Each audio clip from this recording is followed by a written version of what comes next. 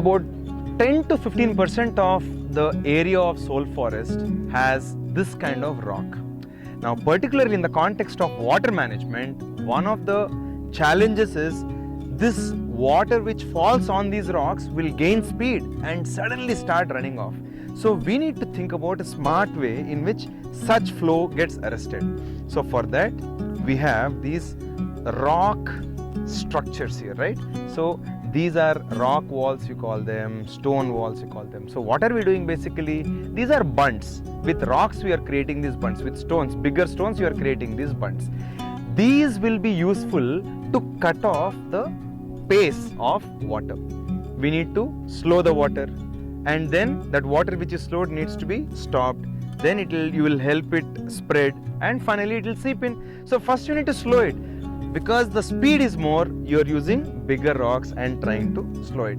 Okay, after this, still the water will go through this, and here the water will come over this side.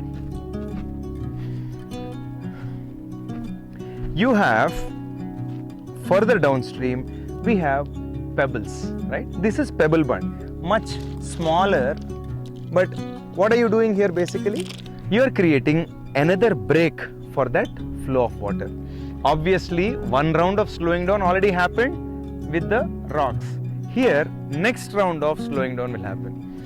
Now, when the speed is already less, pebbles are also enough.